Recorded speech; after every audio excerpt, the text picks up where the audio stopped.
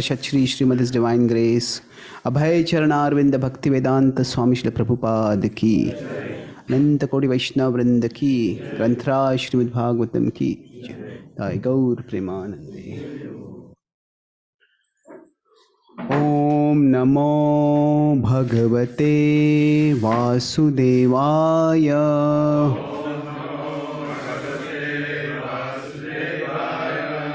Om Namo Bhagavate Vasudevaya.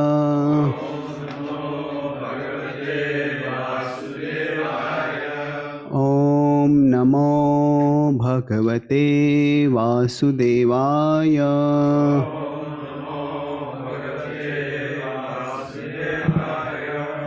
Granth Srimad Bhagavatam, Canto 6, Chapter 10.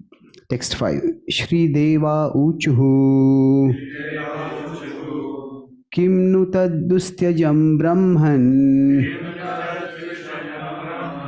Pumsam bhutanu kampinam Bhavad vidhanam mahatam Punya shlokedya karmanam Shri Deva Uchuhu Kim nu taddustyajam brahman Pumsam bhutanu kampinam Bhavad vidhanam mahatam Punya shlokedya karmanam Shrideva Uchuhu. Kim nu tadyustajam brahman. Pumsam bhutanukampinam. Bhavad vidanam mahatam. Punya shlokedya karmanam.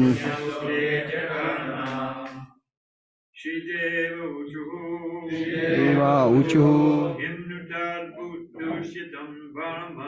Kimnutastustain brahman.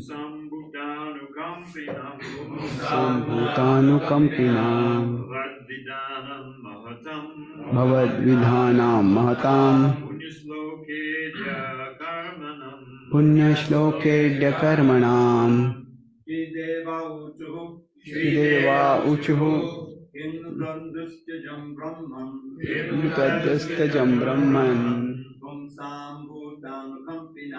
Kim sambhutanukampinam. Bhavad vidhanam mahatam. Punya shlokedya karmanam. Deva Uchuhu. Tadyustajam brahman. Pumsam bhutanukampinam. Bhavad vidhanam mahatam. Punya shlokedya karmanam. Deva Uchuhu.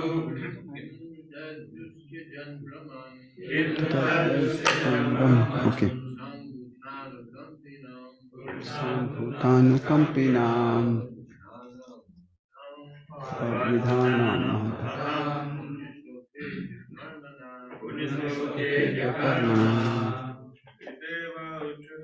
Deva Uchuhu. Kimnutastustain brahman.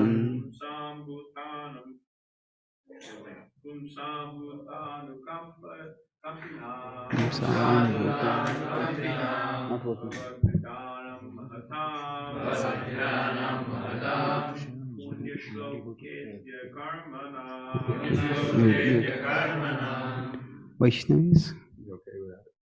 Okay. What is that? A projector?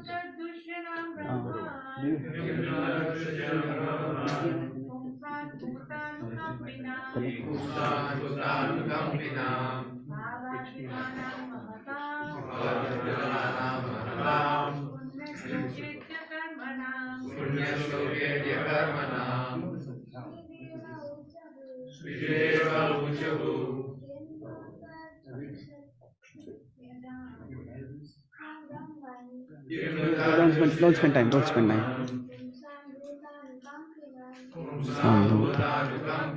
Take too much time. Vadvidhanam mahatam. Punya shlokedya karmanam. Synonyms. Shrideva Uchuhu. The demigod said. Kim. What? Nu. Indeed. Tat. That. Dustyajam. Difficult to give up. Brahman. O exalted Brahmana. Pumsam. Of persons. Bhutanukampinam. Who are very sympathetic toward the suffering living entities. Bhavad vidhanam. Like your lordship. Mahatam. Who are very great. Punya shloka idya karmanam. Whose pious activities are praised by all great souls. Translation and purport. There's no purport here. Translation. The demigods replied, O exalted Brahmana, pious persons like you, whose activities are praiseworthy, are very kind and affectionate to people in general. What can't such pious souls give for the benefit of others? They can give everything, including their bodies. So the next verse has a purport. Nunam swartha paro loko naveda parasankatam yadi vedana yacheta neti naha yad ishvaraha. Translation purport by Srila Prabhupada. Those who are too self-interested beg something from others, not knowing of others' pain. But if the beggar knew the difficulty of the giver, he would not ask for anything. Similarly, he who is able to give charity does not know the beggar's difficulty, for otherwise he would not refuse to give the beggar anything he might want as charity. Purport. This verse describes two people, one who gives charity and one who begs for it.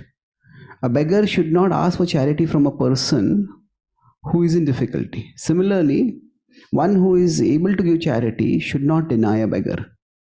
These are the moral instructions of the Shastra. Chanakya Pandit says, San nimitte varam tyago vinashe niyate sati. Everything within this material world will be destroyed, and therefore one should use everything for good purposes. If one is advanced in knowledge, he must always be prepared to sacrifice anything for a better cause. At the present moment, the entire world is in a dangerous position under the spell of godless civilization.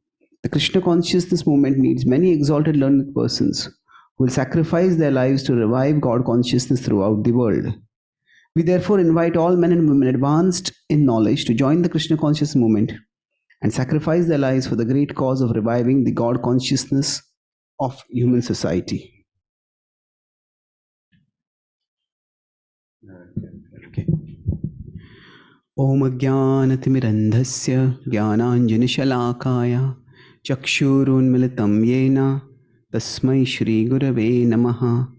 Nama Om Vishnupadaya Krishna Pristhaya Bhutale Srimate Bhakti Vedanta Swami Iti Namine Namaste Saraswati Deve Gauravani Pracharine Nirvishesha Shunyavadi Paschatya Deshatarine Vanchakalpatarubhyascha Kripa Sindhubhya Evacha Patitanam Pavanebhyo Vaishnavebhyo Namo Namaha.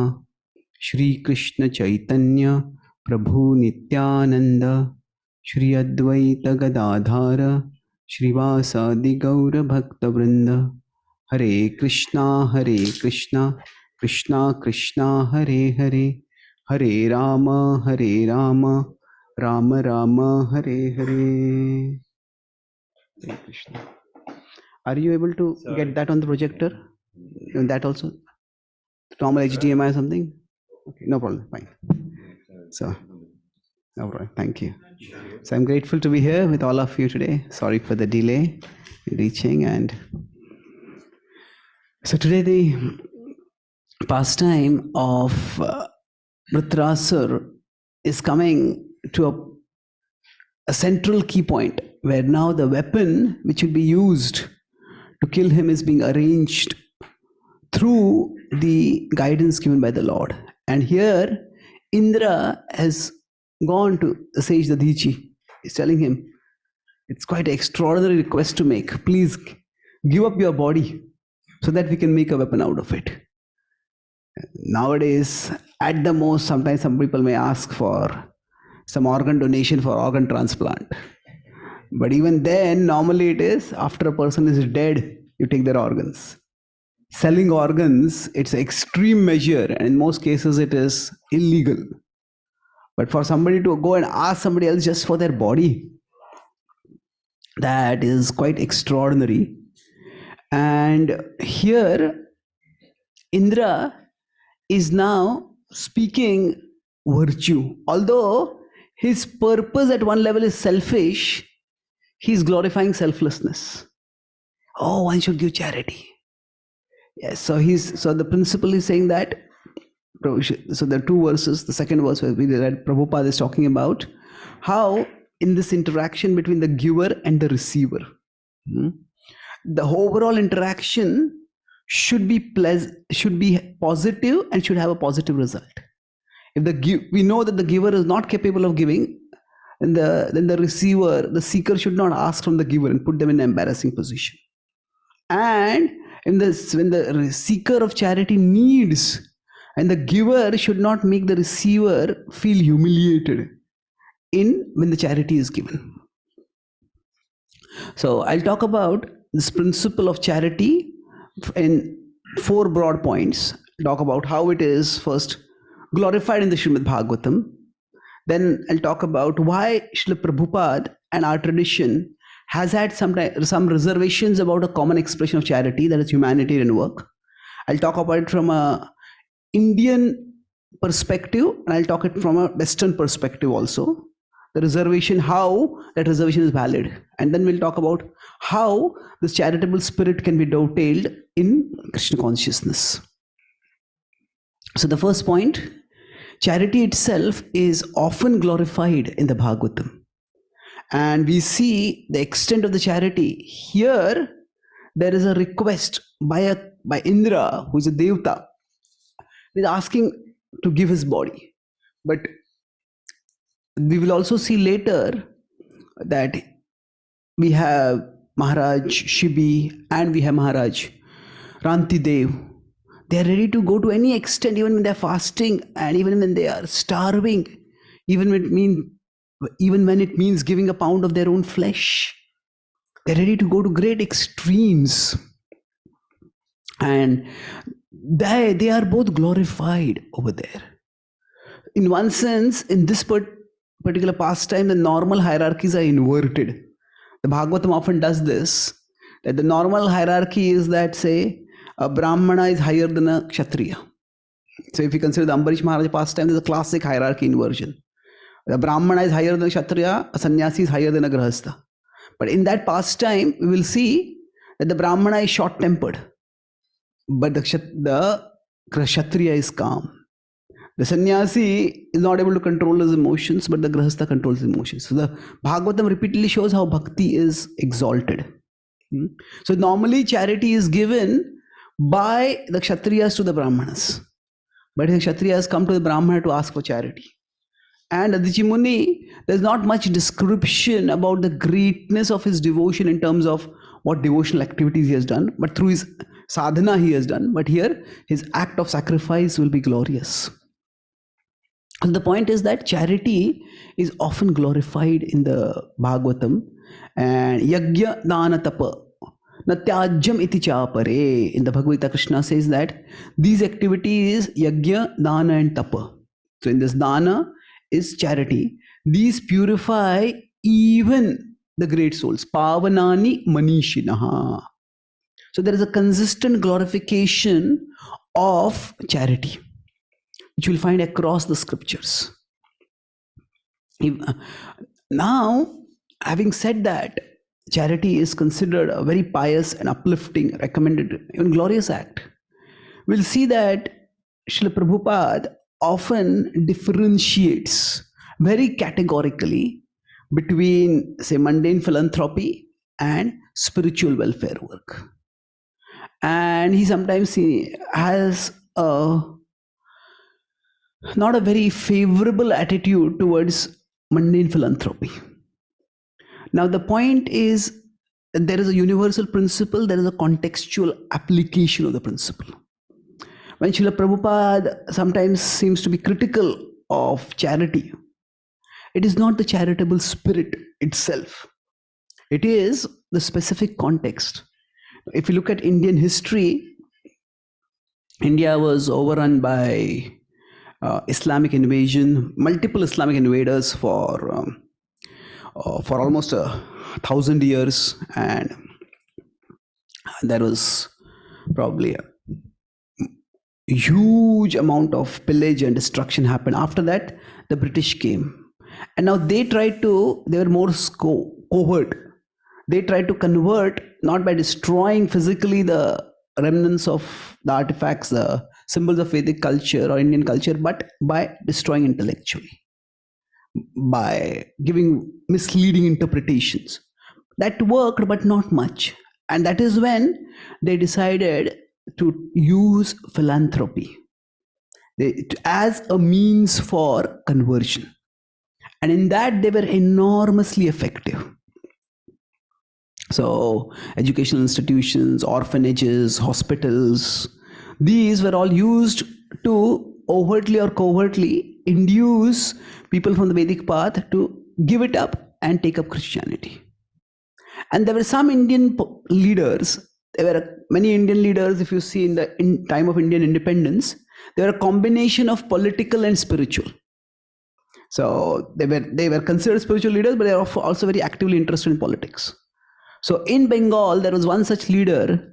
He said that why should, just because people don't have food to eat or medicines, why should they just leave the religion of their birth? We Hindus should be doing charity. And he says, why are Hindus not taking care of the poor people? He had his own ideas. So he said, that is because Hindus spend too much money on temples. They spend so much money on deity worship, on building gorgeous temples, that they don't give charity to poor people. And that's why he coined the slogan, Manav Seva Hi, Madhav Seva Hai. Service to human beings is service to God. And while this particular spiritual political leader is considered very well known in India, highly respected, some of the statements he made were outrageous. So he said that those who, for example, worship a tulsi tree, they're foolish. What does a tulsi tree give you? If at all you want to put water to a brinjal tree.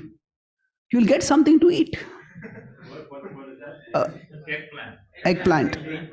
Yeah, sorry. Yeah. So eggplant. You'll get something to eat. Now, there's no idea of the sanctity of devotion. He said, you worship the deities, you spend so much money on that. So there is a hierarchy in devotion. He picked that hierarchy and twisted that. He said that there are less intelligent people who can see God only in the temple. There are more intelligent people who can see God everywhere. Therefore, those who give charity in a temple, they are less intelligent. Those who see God in a beggar outside the temple, they are more spiritually evolved. Now, it is true that the advanced souls see God everywhere. So, and they are compassionate to everyone. But what he did was, see, there are two different services. In the Vedic tradition, the Brahmanas would give spiritual welfare and the Kshatriyas would do material welfare. In emergencies, the Brahmanas might also do something for material welfare and the Kshatriyas might also do something for spiritual welfare. But in general, there was that division of labor. The Brahmanas' focus was on giving spiritual knowledge and establishing a spiritual culture, a support system by which people could raise their consciousness. And the Kshatriyas would take care of administration in such a way that people's needs were provided for, and the needy were also given whatever support was needed. Srila Prabhupada focused on creating a Brahminical organization. Eventually, he wanted all varanas of people, all kinds of people to play prominent roles. But even before Srila Prabhupada, Bhaktivedanta Thakur, and some, not exactly Bhaktivedanta Thakur's time, but Bhaktivedanta Thakur time, this particular, so there was division of labor and there was no competition. Even in the traditional temples in India, we see a lot of charity is given. There are many temples which offer free food to everyone who comes in.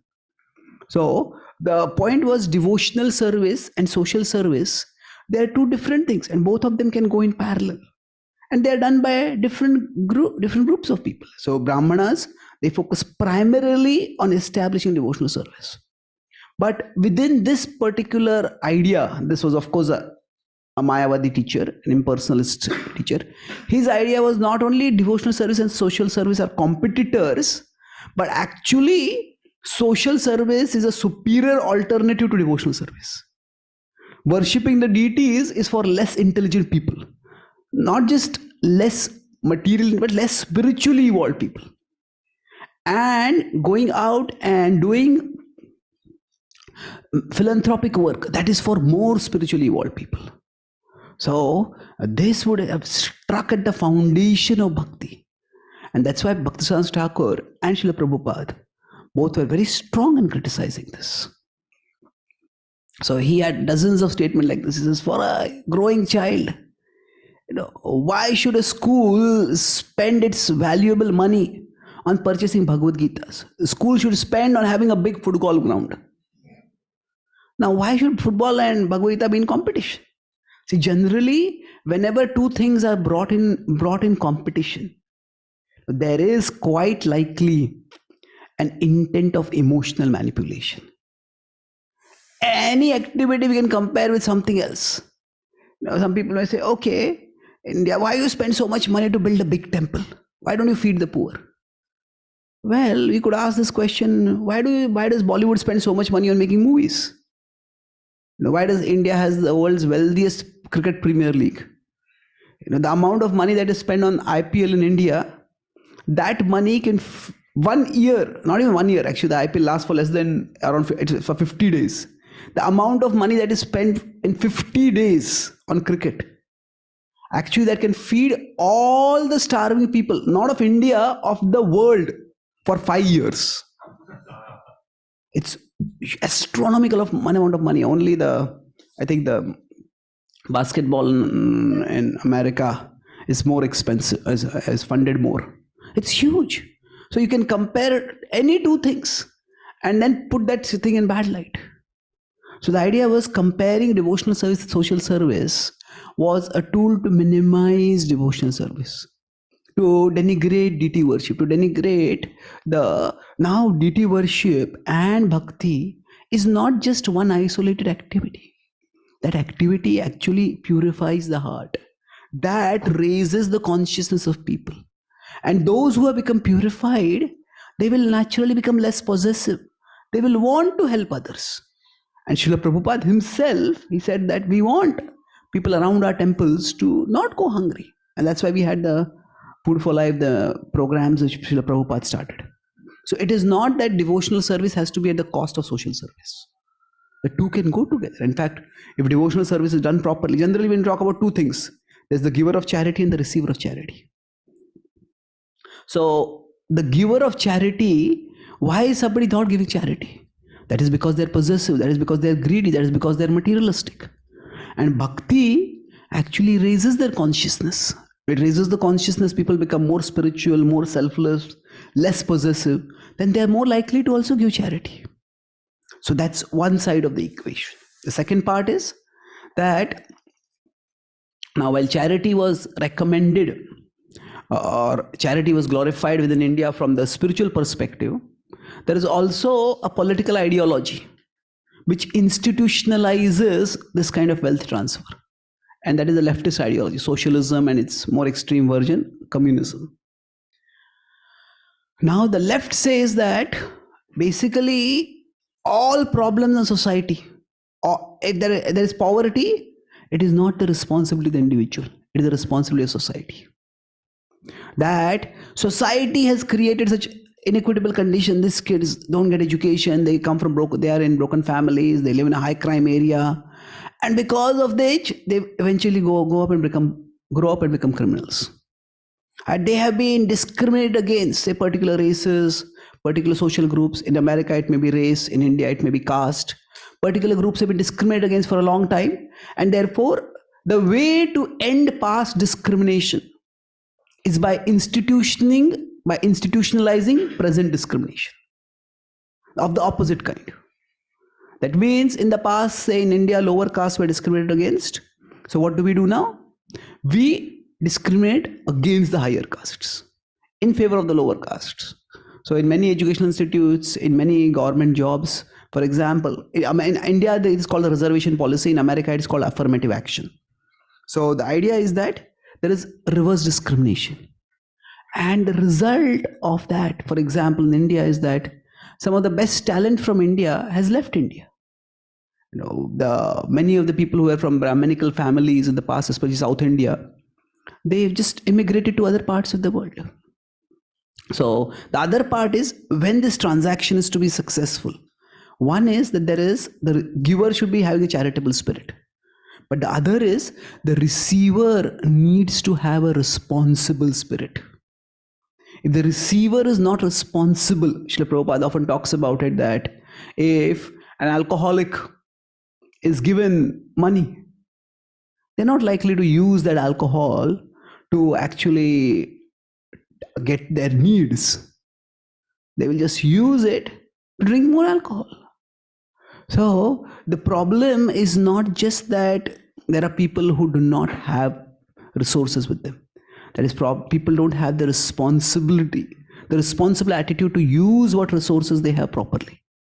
And unless that is fostered, so purification will make the greedy more kind-hearted, more charitable. And purification, which is again done by bhakti, can help people who have self-destructive desires give up those desires. So without purification, even if some people are helped, all that happens is helped them. They're given money, they're given comfort, they're given facilities. It's like pouring water into a leaking bucket. Before I was introduced to bhakti, I was a part of a social welfare organization. I always had a lot of faith in the power of education. So I used to go there and teach the kids some subjects, English, math, history. And then I saw these kids in underprivileged areas. They were from dysfunctional families. There was alcoholism, especially among the fathers. There was domestic violence. So then seeing that, I talked with the leaders of that organization, and we started doing some anti-alcohol campaigning. And in India, we use the word slum, one corner of that underprivileged area. Everybody over there resolved to give up alcohol. And we considered a big victory. But I had gone for a summer break, and then to my home. When I came back, I found that not only the fathers, but even their kids had got drunk. So what had happened was there was a local political elections, and in order to woo the candidates, woo the voters, one of the candidates had brought a truckload of liquor to give free to everyone. And that is when I started thinking that through education, we may be opening doors for people. But it's like there is something inside people which sabotages them. And unless that something inside is addressed, just opening doors for people will not enable them to walk through those doors. It's almost like they have shackles which keep them where they are. That is when I started exploring spirituality. And when I read 336 in the Bhagavad Gita, what makes us act self-destructively? Atakena prayuktoyam papam charati purusha. That I said, this is what I was looking for. So actually, it is bhakti. Without bhakti, we have this. The socialist experiment has been done in various parts of the world, and the idea that those who are deprived should be helped. That is good, but how should they be helped? Not by just giving free resources to them, because if they just give resources, they will simply exploit and abuse those resources. So it is. So the last part that I'll talk about is how within Krishna consciousness, at one level, we talk about giving Krishna conscious charity, is that we provide resources for building temples, provide resources for doing our vigorous outreach of bhakti. And sometimes we may feel when I'm distributing a book or when I'm giving a talk, whether it's a formal talk or informally I'm talking, somehow, because we rely on pratyaksha pramana a lot, we rely on our eyes. If somebody is starving and we give them food, and they feel so relieved, they feel so happy. And we can see that with our eyes. So we feel I'm doing some good. But when we are doing outreach work, we may not see that result so quickly. And that's why I may feel, am I really doing something to help others? So we need to have that philosophical conviction. Scripture gives us Shastra Chakshu. So the value of what we are doing, not just for ourselves, but for others. Sometimes we say, oh, when we are sharing Krishna consciousness, we are giving Lord Chaitanya's mercy, Krishna's mercy to poor suffering souls. But when we go out and we see people partying, a part of us may say, are they really suffering? Or am I suffering? Isn't it? They seem to be enjoying and I'm not getting all that enjoyment. But the fact is that all that is just temporary. It is all superficial. And everybody who is without spirituality is living on a very shaky foundation. And what we are providing them, people may be dancing right now and they may be happy, or they may be crying right now. The dualities of the world go on. But actually, all that is being done on a very shaky foundation. And neither will last. Neither the joys will last, nor their sorrows, they may be mitigated at the material level. But what happens after that? A hungry person is given food, but after a few hours, they want food again. And how long can you just keep supporting people? So if we really want to help, it is Krishna consciousness, which is not just purifying us and taking us back to Krishna, but is also helping us play a part in raising people's consciousness, in making the wealthy more charitable, in making the needy more responsible. And in that way, we are helping not just to go to the other world people, but we are also helping make this world as much better as it can be. Ultimately, it is going to be Dukkhalayam, but that does not mean we just abandon this world and condemn this world. Krishna comes as avatar to this world, and he doesn't say this world is Dukkhalaya, so why should I come here? He comes because while the world is in, there are some inevitable miseries, there are some avoidable miseries. And those avoidable miseries can be avoided if there is more and more higher consciousness, spiritual consciousness. That is what Srila Prabhupada has given all of us, and we all have the opportunity to share with others. So I'll summarize. I spoke 4 main points. First point I talked about how charity is consistently glorified as a pious, virtuous activity, even in the Amala Puran like the Bhagavatam. Even when the charity seems to be given at a material level to help a hungry person, to help a person who is needy at a material level. Then the second point I discussed is there is some reservation about charity which Srila Prabhupada had. That is because in the Indian context, by certain impersonal spiritual leaders, devotional service was pitted against social service, and social service is portrayed as the not just the materially more effective, but spiritually more evolved alternative. And that was a misunderstanding of what bhakti is. It's not just one set of ritualistic activities. It's a whole culture that transforms the heart, inspires charitable spirit among people. And the other side, this why mundane charity may be ineffective is, on one side, people who can give are greedy. That can be rectified by bhakti, and it can be ineffective because people who receive may be irresponsible. And I discussed about this. If just welfare is done by the state for everyone, simply charity is given, or people who are addicted and self-destructive are given help, they will only make things worse, not better, giving them help. So bhakti frees or equips people to free themselves from their self-sabotaging behaviors, and thus they can take more responsibility. And when we are sharing, last point was, when we are sharing Krishna consciousness, we need to have the eyes of scripture by which we can see the value of what we are doing, by which we understand that we are benefiting people not just to attain Krishna's abode, but also to fulfill Krishna's purpose of coming as an avatar and make life in this world as much better as is possible. Thank you very much. Hare Krishna. And then, yes, Maharaj. Thanks. The presentation that Srila Prabhupada dismissed material welfare work because he'd seen it in the Indian cultural context. It had been used to exploit and to distract and undermine the spirit of bhakti. I never really got that message from Prabhupada. I got the message that those may be subordinate, subsidiary, but the real thing is that he thought it was a waste of time.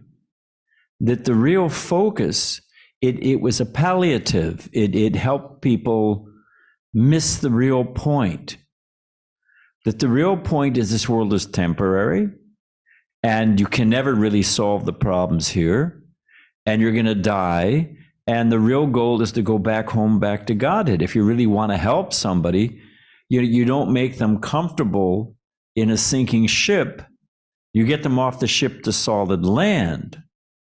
So I always understood that his real aversion to welfare work was it distracted people's attention and focus, both the giver and the recipient, as to what the real problem is. And the problem is that we're in this material world. So that was always my understanding of Prabhupada's aversion to material welfare work. The other reasons may be subsidiary, but the primary reason was that. That was always my understanding. Yes, Maharaj, I agree. Srila Prabhupada's focus was on emphasizing that this world is Dukhalaya and we need to get out of it. And Prabhupada would often talk about shifting from, say, iron shackles to golden shackles. What is the point of it? It's still in shackles. Now, I was talking from the perspective, Srila Prabhupada mentions in 12, 9 and 10, that section in the Bhagavad Gita. Krishna says that you work for me. First he says, just become absorbed fully in me. If you can't do it, in 12.8 he says, absorb yourself in me. 12.9 he says that in the Gita that you try to fix your mind on me. 12.10 he says, if you can't do that, then you work for me. And then 12.11 he says, if you can't work for me, then work for a higher cause. So work for a higher cause. And Prabhupada writes in the purport, if somebody is not able to, for some reasons, practice Krishna consciousness or work for Krishna, then they can work for some higher cause. And then they can become Atmavan. At least they can cultivate some level of selflessness. So Prabhupada does not discount charity completely. Now, one of the challenges, if we look at Srila Prabhupada's statements, that this world is temporary, and that's why charity is distracting us, then how do we explain why is Maharaj Rantidev giving charity? No. So Prabhupada had food for life. He encouraged so many different things. yes. I'm just saying, as a matter of focus and theme, he had his primary reasons. Yes. That's all I'm saying. Yes, Maharaj, I agree fully. The point I was making is, how do we understand Srila Prabhupada's focus of almost like activity of discounting charity from the point that there are examples of charity in our scriptures. Charity is glorified in our scriptures, and there's never. Prabhupada used to give to beggars when he would leave the temple. Yes. So Yes, I agree. take it. Okay, I understand the focus. Thank you, Maharaj. Yes, ma'am. Just one observation. I was listening to, I like to listen to especially the early lectures Prabhupada gave in 22nd Avenue and so forth. And he's recounting how he approached the Rockefeller Foundation to see it, because he wanted to build a temple there. He had the ideas of starting a temple, a big temple in New York. And he said he wrote to them. He said, this is for your people. It's for Americans. All the benefit will be here. So he gets back. He recounts how he got a letter back and said, "Absolutely not. We're not going to support any God conscious thing, any religious thing at all." So, but these foundations are very famous. The Carnegie Foundation has all these libraries were started by Carnegie. These are big. I think he was on railroads. Made all the railroads, millions of dollars, which would be billions of dollars today. And Rockefeller, of course, was oil. So, but they knew there was a bad look just to be greedy. So they wanted to it was a PR thing that they were doing for. Yeah. So that was what the charity was. But Prabhupada encountered that there was no support for spiritual or religious charity that he was getting in America. Yeah. So he had to raise money from below. That's true. Yakshe dasyami modishya. In the 16th chapter, Krishna says that the demoniac people also give charity. Why? Because they think they want to look very good in society's eyes. So for them, charity is more like a social cosmetic. That's what the Damba is. Damba, is a pretense of being religious. I always think of the mafia. They like to go to church. They like to be. Sorry?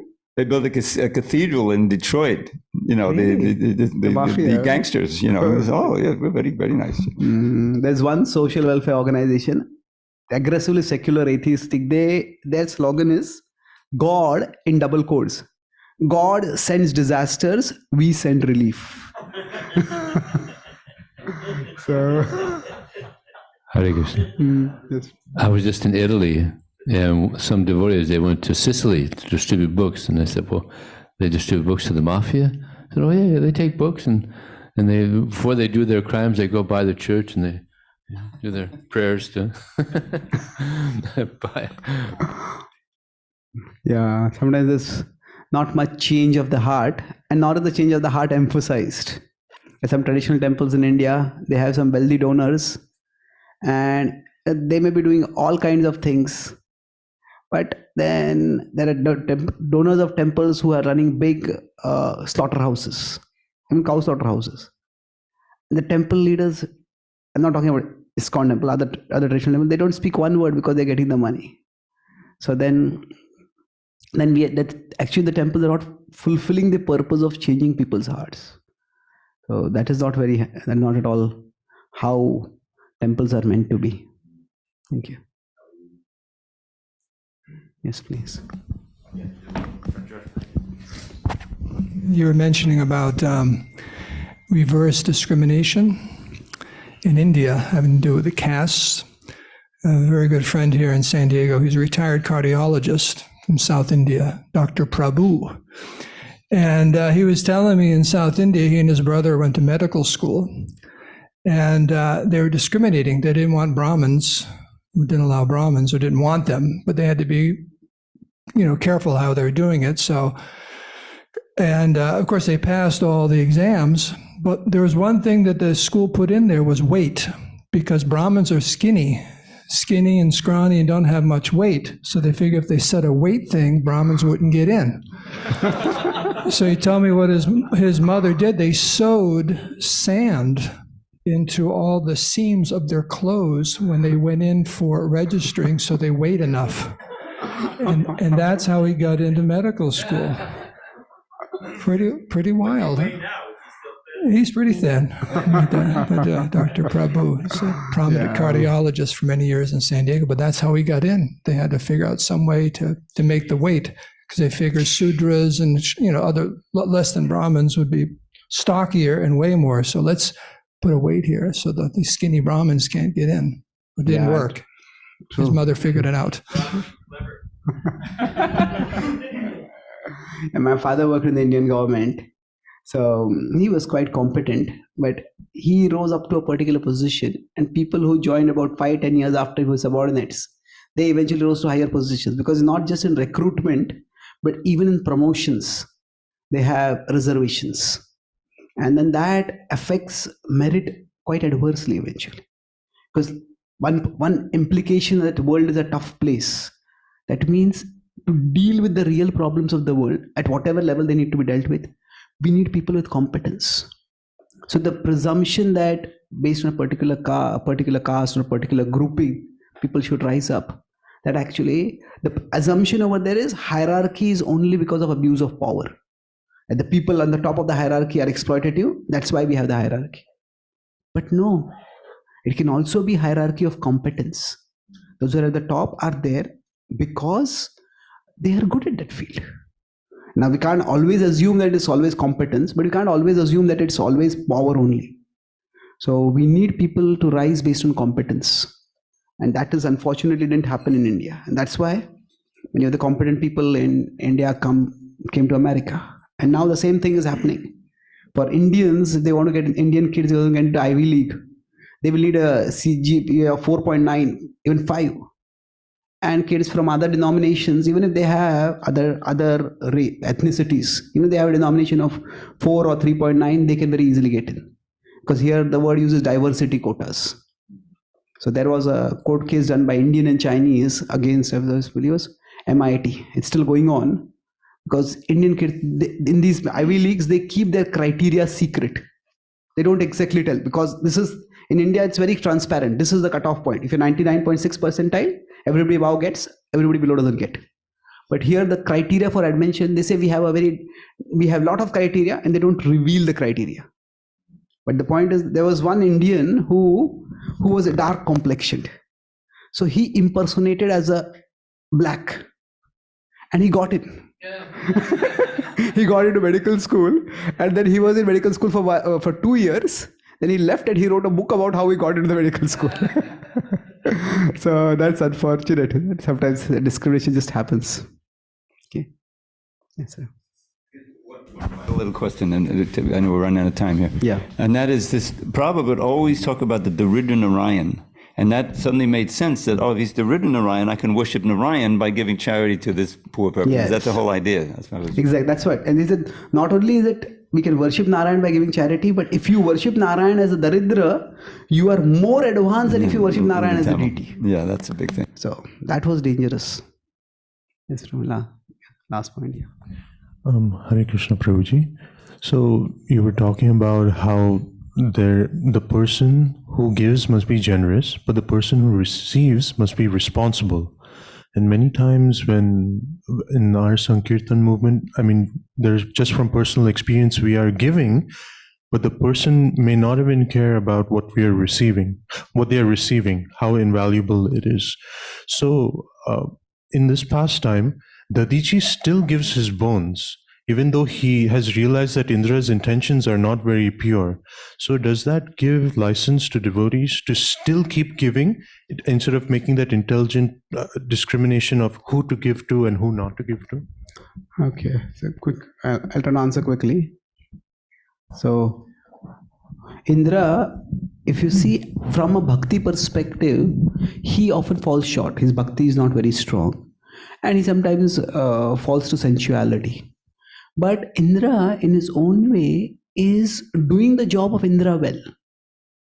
See, he's not a high standard of devotee, but Indra is not viciously abusing power.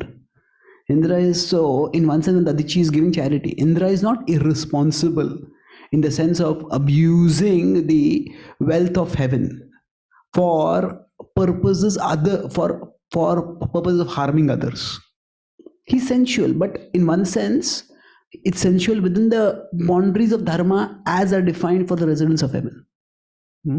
So it's not, so Dadichi is not really not giving to someone who is irresponsible. He's not highly motivated, he's not purely devoted to the Lord. That's one thing. And another thing is, that's why when we distribute books, Srila Prabhupada very strongly didn't want us to give books free.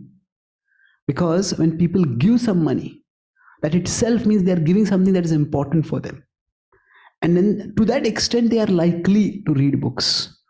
Now, that alone may not be enough. And that's why we need a structure by which people who get books can also come to the temples. More and more as book distribution is being consolidated, it becomes one part of a spiritual expressway. So people get books, and it's always going to be a funnel effect. Krishna in Bhagavad Gita says, Manushyanam sahasreshu kashidati siddhe.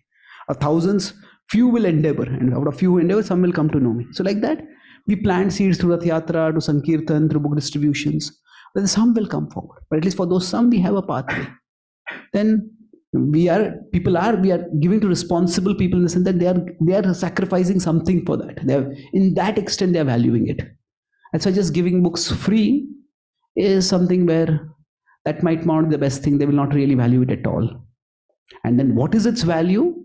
In one sense, Krishna consciousness is actually an increase in our appreciation for the value of what we already have. Spiritual advancement. We have the holy name, pure devotees have the holy name. Rupa Goswami has the holy name. The difference is, Rupa Goswami appreciates the holy name millions of times more than what, say, we do. So that increase in appreciation will happen by practice of bhakti, by association of devotees, by spiritual growth. And we provide them the pathway to do that. Okay, thank you. Yes, Maharaj. Yeah, I could add a little something to that. We could go to Prabhupada to direct the answer about this. Obviously, as you said, he liked people to give something, because if you pay for it, well, I paid for it, let me read it.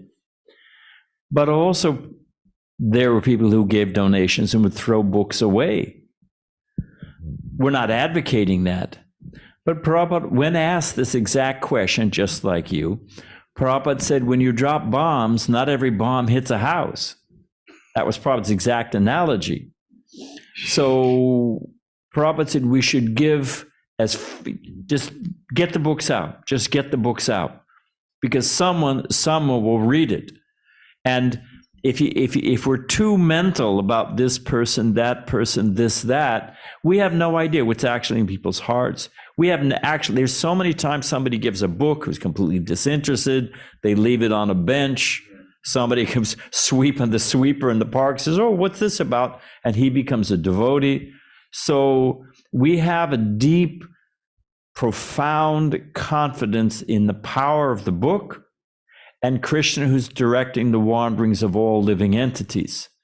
So because we know that Krishna is in everyone's heart, he's directing the one. Like billiard balls, you hit the ball and it bounces off this and it bounces off that and it hits this one and it winds up hitting this one in the pocket. So we have great confidence in the power of the books. Prabhupada said they just see it, they just touch it, they just look at the cover, their life is changed. So we have in addition to everything that Prabhu said, we also have a deep, profound confidence in the power of the book itself and in the Krishna who's directing the warnings of all living entity. Once that book out and circulate, an average softbound book will be read by 6 to 10 people before the cover falls off. A hardbound book, it's 10 to about 15. So once that book's out in circulation, we have no idea where it's going and how long it's going to live and how many readers' hands it's going to pass, and boom, where it's going to hit its target. Thank you so much. So we don't want to be too mental. But this guy, I don't know if he's in the right intellectual and if he gave enough and did he really understand Atma, and don't go mental. Yes. Time. Thank you very much. Granthra Srimad Bhagavatam ki, Srila Prabhupada ki, Gaur Bhakta Vrinda ki, Gaur Premanande.